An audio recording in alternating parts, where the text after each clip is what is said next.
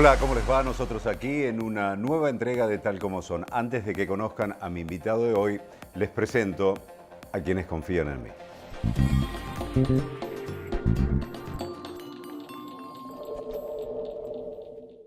Sí al 99% de cloacas, sí al 100% de agua potable y sí a tener uno de los índices más bajos de mortalidad infantil de América Latina.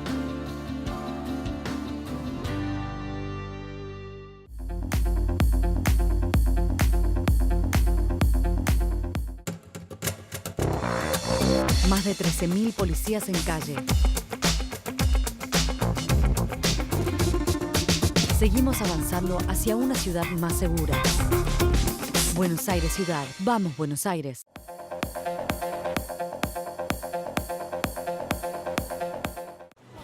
Para cada uno, crecer es algo distinto. Lo importante es tener quien te acompañe. Banco Ciudad te quiere ver crecer. En Varela, adherite a la nueva moratoria 2018. Si no estás al día con la contribución municipal, tenés una nueva oportunidad. Tenés tiempo hasta el 31 de diciembre. Más información en www.varela.gov.ar. Las experiencias se convierten en momentos.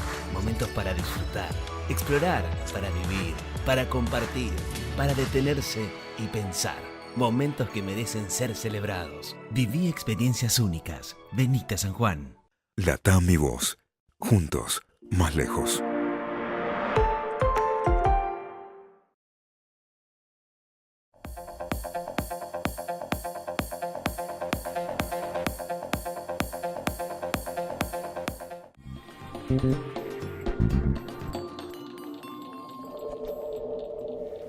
Mi invitado de hoy es un joven de 20 años que a los 17 de su corta vida allí, la vida le planteó un desafío importantísimo y cómo superarse.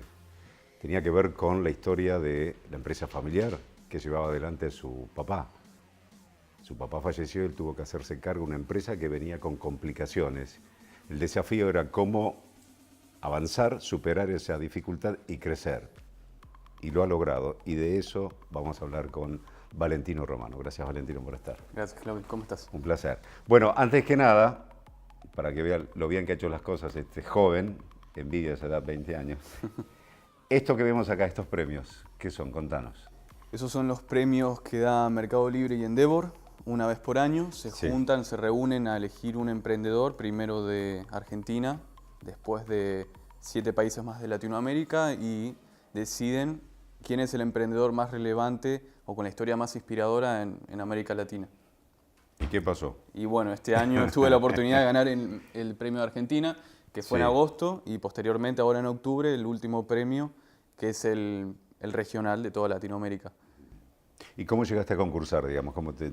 La primera vez de todas concursé con mi papá en 2016. Nos inscribimos para contar la historia de mi bisabuelo, que bueno, él repartía muebles, iba arriba de un caballo repartiendo. Cuando él volvió a Italia, lo primero que hizo fue dedicarse a la madera, y después mi abuelo fue el fundador de la empresa. Entonces, bueno, mi papá tomó también a sus 36 años la presidencia de la empresa, y fuimos a contar esa historia, que la verdad fue también muy inspiradora, porque como todo empresario con una empresa mayor a 50 años has vivido todas las crisis que ha tenido nuestro país, y bueno, eso fue un caso también de inspiración, el de él mismo en sí.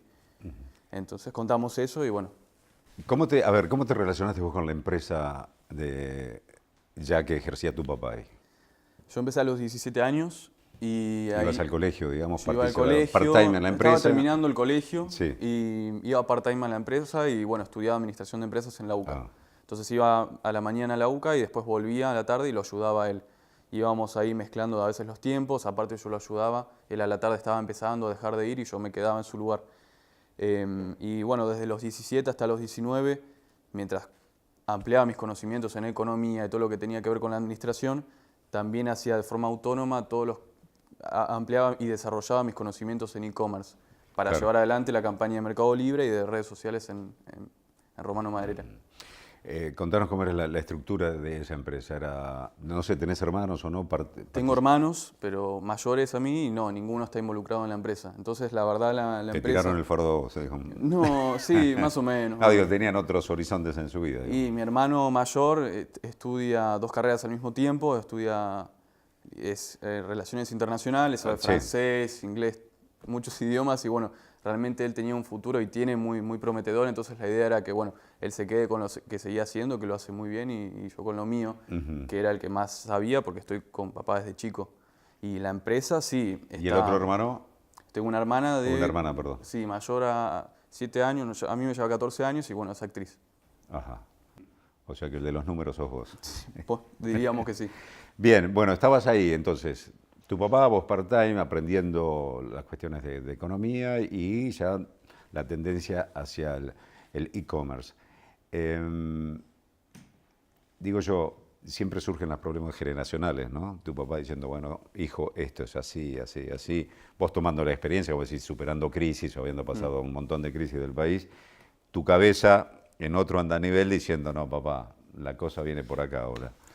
Sí, Hubo enfrentamientos, digamos, un montón. De hecho, papá era muy estricto. Entonces cruzábamos mucho todo el tiempo. ¿Qué era tu papá? 60 años ahora. Y era muy recto, muy estricto. Entonces sí, cruzábamos constantemente ideas. De hecho, mi mamá decía que estaba perdiendo las garras, ¿viste? Entonces él confrontaba a veces porque también le divertía o capaz quería ver cómo yo reaccionaba. Entonces realmente confrontábamos mucho. Ponele que sí, yo diría que sí. De hecho, bueno, las últimas 2 semanas nos peleamos muy fuerte y estuvimos 2 semanas sin hablar. En esas 2 semanas sin hablar, que comíamos en diferentes lugares, yo estuve una semana sin ir a la empresa. ¿Y por qué surgió la diferencia, lo general, lo global?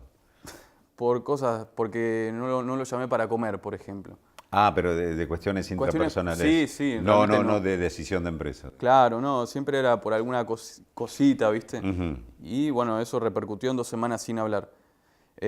Tiempo después entendí, hace muy poco, que esas diferencias que teníamos eran 2 piedras que se chocan unas a otras y se van puliendo todas las aristas que tienen. Entonces, entre padre e hijo, no la justifico la pelea, pero hoy entendí un montón de cosas que me las enseñó de forma inconsciente.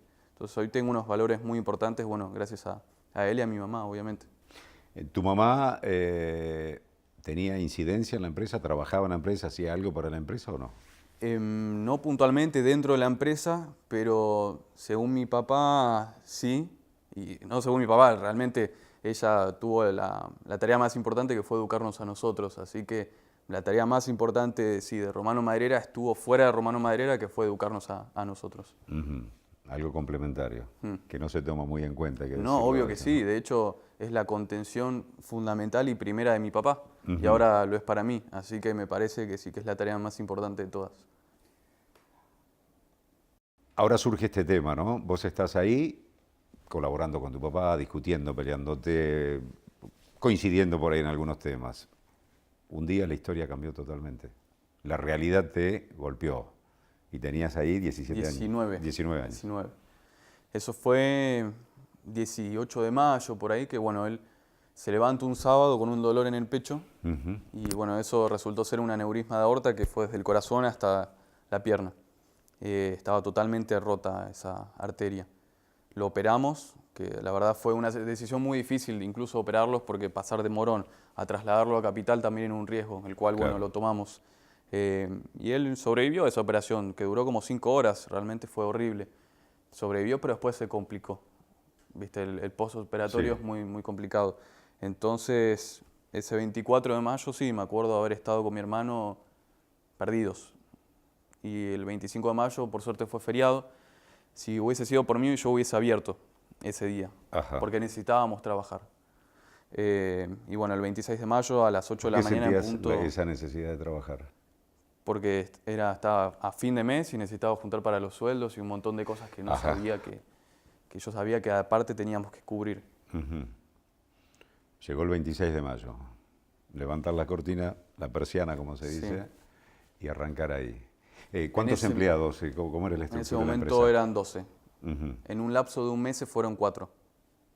Se bajaron del barco. ¿Por qué razón? De todo un poco, no había confianza en mí. Ya aparte la situación venía ¿que eran capaz empleados un poquito delicada. de muchos años de la empresa? Unos nuevos, sí, medianamente, sí. Y dijeron, pagame la indemnización y me voy. No, algunos renunciaron. Después otros también renunciaron y volvieron un tiempo después. Se fueron sumando de vuelta, somos 15. Yo digo, en ese momento, el 26 de junio, o cuando... El 26 de mayo, fue el 26 de mayo, agarrar un auto en una curva a 200 kilómetros por hora, sin frenos. ¿Vos te plantaste ante ellos, los llamaste a todos y dijeron... Hicimos todos una reunión, les comenté bueno, lo que había pasado, que obviamente estaban al tanto, y más o menos expresamos eso, tiempo al tiempo, ayudémonos entre todos, que estamos manejando todos esto. Obviamente ahora el volante dependía de uno, como era anteriormente de mi papá, ahora dependía de mí, y yo necesitaba de ellos para que me den una mano. Esto es en equipo siempre. Yo soy uno más, no soy el empresario, soy un trabajador junto a ellos. Entonces necesitaba de la ayuda de ellos. No sabía ni cuánto cobraban. Tuvo que descubrir eso, hubo que descubrir todo un sistema que estaba hecho para mi papá. Con los números, me refiero, la madera se cuenta en pies, todo muy, muy técnico, que bueno, estaba hecho a imagen y semejanza de él, como él lo quería. Para que tu papá entendiera. Digo, ¿y para vos era un jeroglífico o no? Sí, todo por sistema. Los pies es una multiplicación nueva para mí, no es algo cotidiano que capaz una persona como vos tendría que sentarse también a descubrirlo muy de a poco, no es algo sencillo. Bien, y comenzó la época de empezar a tomar decisiones. ¿Y cómo fue evolucionando eso? Yo siempre digo que yo tenía muchas desventajas por ser chico, por mi edad, pero a su vez también tenía muchas fortalezas. Nunca fui reacio a la tecnología y de hecho comparado a los empresarios del rubro, yo no dudaba del poder que tenía la tecnología, del poder que tenían las empresas digitales para mi negocio, entonces aposté desde un primer momento a ello. Corregí un montón de publicaciones que tenía, cambié las fotos, modifiqué la página web. O sea, la empresa es una empresa maderera, ¿no? Es una empresa maderera. Y venden madera... Cepillada, hacemos techos, escaleras, decks, pérgolas. Ajá. Generalmente todo el rubro de la construcción tiende a ser bastante anticuado, no está acostumbrado a mostrar las cosas como si fuese un bar, por ejemplo. Y en ese, bueno, viste, tenían una página web que la modificaste toda, le cambiaste Modificamos toda la página web y todo el tránsito de esa página web lo redirigimos a las redes sociales. Y a los medios de venta como, bueno, Mercado Libre en este caso. ¿Y antes cuando estaba tu papá, sí. estaba en Mercado Libre ya o no? Sí, pero teníamos 1/3 de las publicaciones que hoy tenemos y vendíamos también de otra manera, de a poquito se lo iba cambiando. De hecho, teníamos a veces discusiones porque él escribía todo en minúscula y yo le decía, no, papá, primero la mayúscula. A ver, de hecho mi papá era uno de los seres más inteligentes que yo conozco, pero capaz le faltaba esa sistematización en las respuestas, ¿viste? Que todos los empleados contestemos lo mismo. Entonces claro, faltaban la unificación esas cosas, del mensaje. claro. Entonces, bueno, a veces teníamos esa eterna discusión de cómo presentamos la respuesta. Entonces yo le iba cambiando de pequeños detalles todos los días. ¿Y él se daba cuenta de eso o le era imperceptible? Sí, no. De hecho se daba cuenta y hasta incluso le molestaba porque capaz él pensaba que yo me detenía en los detalles. Pero bueno, una buena imagen, una buena presencia de la empresa para mí se conformaba en un montón de puntos, no solamente de los que él decía. Pero obviamente nos estábamos ayudando entre los dos y era parte de ese juego que teníamos también.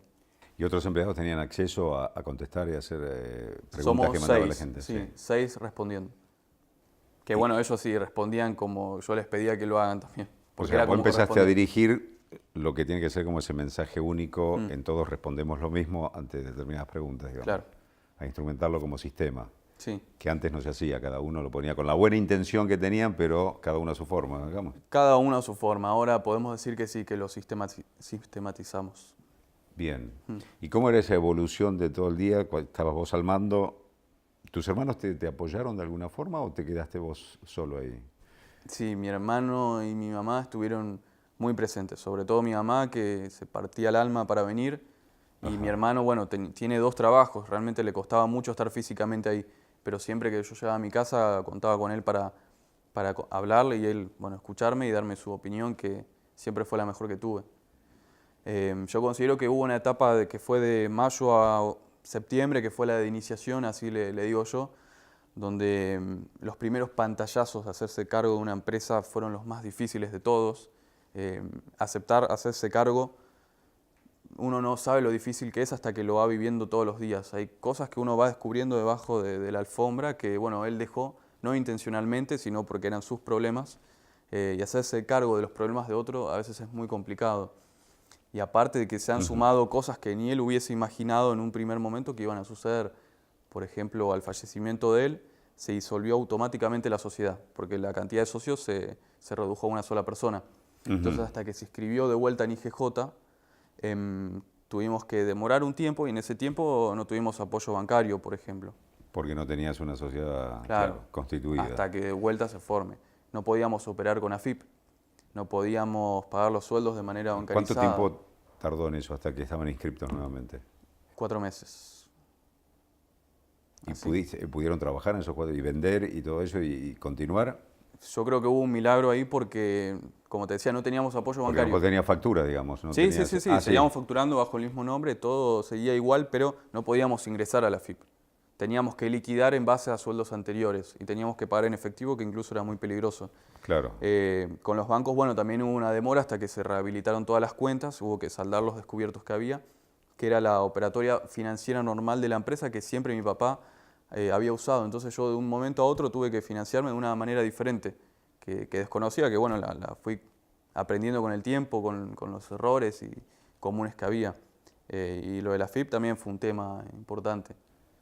Que bueno, después se resolvió. Y en ese caso, por tu edad tan joven, que yo, te enojabas, por ejemplo, con los bancos y decías, pero pará, el que laburaba con ustedes, mi viejo, años y años, décadas trabajando con ustedes, murió, yo sigo adelante, es la misma empresa, es una cuestión como administrativa, nada más pendiente. Me dieron a entender que no podían confiar en un chico de 19 años en su momento, cosa que me puso muy mal. Pero después la entendí, entiendo que en los negocios no hay sentimientos. Entonces, nada. Fue cuestión de poner todo en regla de vuelta y ahí se normalizó todo otra vez. ¿Te fuiste de ese banco a otro o te quedaste ahí? Hoy estoy. Y la verdad, hubo también algunos cambios internos, pero los adoro. Hoy estoy suena como diciendo, no, mañana no sé. Porque realmente también aparte hubo unas modificaciones internas de personal y la gente que vino después, es increíble el valor humano que encontré, que pensé que en un mundo adulto no iba a encontrar tampoco. ¿Te refieres a la gente de personal de tu Del empresa? banco que hay ahí, Ah, en del el banco, banco, sí, que me han ayudado mucho. Ajá, ¿te aconsejan? Me aconsejan, me escuchan, comparten tiempo conmigo. Por suerte, un montón de puertas se cerraron y un montón de otras puertas se abrieron para mejor. Bien, empieza a desarrollarse, estás ahí en el mercado, más publicaciones y en un momento complicado del país, de las ventas que caían. ¿Y qué pasó ahí? Bueno, en la etapa de resolución, una vez posterior, o sea, yo te dije, de inicio fue de mayo a octubre, de mayo a septiembre, y bueno, de septiembre a diciembre fue la etapa resolutiva. En la etapa resolutiva tuvimos un pico que más o menos cuadruplicamos las ventas con respecto a enero. Así que en octubre, bueno, ya habíamos saldado todos los problemas que teníamos, los saldamos. Problemas financieros. Problemas financieros y económicos que había fueron saldados en octubre. Bien. Sí. Y a partir de ahí, el funcionamiento normal. A partir de ahí nos estabilizamos también en otro punto. También la facturación se había duplicado y ahí bueno, nos empezamos a mantener estables. Antes había muchos picos también de ventas. O sea, un mes bien, un mes otro... bien, sí, y después empezaba a decaer. La estacionalidad era muy importante, en verano siempre se vendía más. Y bueno, después, obviamente en octubre empezaba la primavera y el verano, donde la gente empieza a salir afuera, a necesitar un deck, una pérgola. Y ya después, posterior al verano, no notamos esa estacionalidad. O sea, en diciembre para adelante fue todo muy, muy estable, muy parejo. Y sí, obviamente en una etapa difícil del país. Pero hicimos muchas campañas para acercarnos a la gente. ¿Y ahí vos sentiste que ganaste mercado en clientes que venían de otras zonas, por lo que pasa con el e-commerce, o se intensificó en el área de cobertura donde están ustedes en Morón, por ejemplo? No, realmente de todos lados, de todos lados. Se han acercado de todos lados porque realmente hacemos un producto que es muy novedoso, que son unas mesadas de madera, y esas mesadas no se consiguen en otro lugar, así que nos llaman desde el sur, del norte del país. ¿Las mesadas que es para cocina? Para cocina de madera, sí. Que nosotros las encolamos, son totalmente ecológicas, y la madera se usa en un 90%, y una vez que se usa... ¿Cómo es una madera ecológica si no cortas un árbol, digo? Y porque la madera es un recurso renovable, entonces todos los árboles que se utilizan para esas mesadas no generan un desperdicio al medio ambiente, se usa todo el árbol completo. Son tablitas encoladas de 2 centímetros más o menos de ancho, y por ejemplo, si vos tenés una madera vieja, esa madera misma se puede cortar y volver a usar para una mesada, o para una escalera, en el caso que vos quieras. Eso es como un producto innovador que Total. ¿se te total. ocurrió a vos o te aconsejaron? Mi papá tenía Ya- un solo producto que era la mesada de madera de eucalipto, se llama. Y bueno, este último año saqué 5 diseños más de maderas diferentes y cada una se puede tonalizar con 4 colores diferentes, o sea, en un espectro total de 26 mesadas. Y se vende bien. Muy. Y estamos ahora, me parece que este mes, si todo sale bien, ya estamos exportando. ¿Qué mercado? Vamos a probar primero con Uruguay. Después de Uruguay está la idea de Paraguay y Brasil, que es nuestro objetivo final. Ojalá podamos llegar a toda Latinoamérica, pero bueno, vamos de a poquito, a paso firme, un paso a paso. ¿Y cómo surge esta posibilidad de Uruguay? ¿De alguien que lo vio allá y dijo, quiero ese producto? Realmente tuve en asesoría del Ministerio de Producción de la Nación. Ajá. Y una vez una charla y yo transmití que quería en algún momento llegar a eso. Me parecía un objetivo muy lejano, pero ellos me dijeron no, que realmente estaba muy cerca y bueno, empezamos de a poquito a traccionar toda la burocracia necesaria para llegar ahí. Estamos a hoy. ¿Seguís estudiando o terminaste la...? No puedo, no tengo tiempo, no tengo tiempo. Me encantaría, sí, en algún momento si pudiese rendir libre, te aseguro que volvería. ¿Cuánto te queda de la carrera? No, 3 años. 3 años. Pero Me- estás aprendiendo, poniendo el cuerpo, digamos, ¿no? Mira, una docente de la universidad me dijo, no hay nada que yo te pueda enseñar hoy que sea más importante de lo que vos estás aprendiendo. Yo creo que será cuestión de tiempo en algún momento de volver a ir a la facultad, que lo voy a hacer. Yo realmente siento que hoy estamos todo el tiempo tratando de ver cómo le sacamos ventaja a otra persona. Eso me duele mucho a mí como argentino, siempre ver, bueno, a ver dónde está la ventajita, esa Claro. viveza, ¿viste? A mí me molesta mucho. Entonces realmente estoy haciendo un aprendizaje interno de valores muy importantes y quiero poder compartirlo con la gente. Hay cosas que no te enseña la facultad que no dudo que sean fundamentales para lo que es el negocio, pero también un negocio se compone de irte a dormir tranquilo sabiendo que vos lo que estás vendiendo no estás engañando a nadie, no estás estafando a nadie y que siento hoy que falta mucho de eso. ¿Cómo es tu mundo competidor allí en el área donde estás? Bastante atomizado, hay bastantes aserraderos, sí. Por suerte somos todos colegas, nos llevamos bien, nos llamamos por teléfono, pero es un rubro complicado. ¿Han formado como una asociación, digamos, como para... ¿Toda asociación se forma para protegerse o para proyectar? o para crecer más? No, cada uno por su lado, sí. Pero es un negocio Y bastante... y en esta dimensión, ¿los otros son más chicos en proporción de empresa con respecto a vos o estás ahí en la medianía? Por lo menos en Mercado Libre me parece que compartimos el podio con 3 empresas, que somos las más grandes de la zona. Ujú. De la zona, uno está en zona norte, otro está en zona sur y bueno, nosotros en zona oeste. Bien. Me parece que sí, que de zona oeste somos los más grandes. ¿Y ha pasado el tiempo y has hablado con tu madre de nuevo o no? Todos los días, sí. ¿Y qué te dice? Es una pregunta buena, muy linda, porque en realidad lo que nos decimos son gestos, son abrazos, es otro tipo de fortaleza que hoy nos damos junto a mi hermano.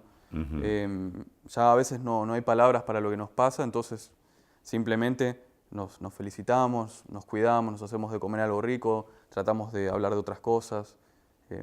Es una etapa no superada, pero que poquito a poquito estamos tratando de aprender a cuándo llorar, a cuándo festejar, ¿viste? Es algo que realmente es muy difícil.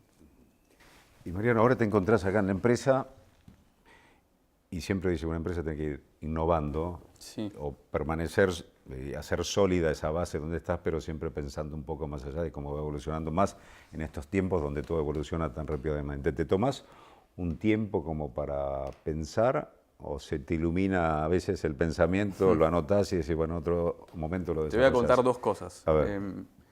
La primera, te copio algo de mi papá. Él siempre buscaba una alternativa, ¿no? En las crisis, yo decía que él no solamente la sobrevivía, sino que se fortalecía porque buscaba un camino alternativo que era mucho mejor a lo que venía haciendo. Encontraba en esos momentos de impas donde no había ventas, de pensar algo nuevo.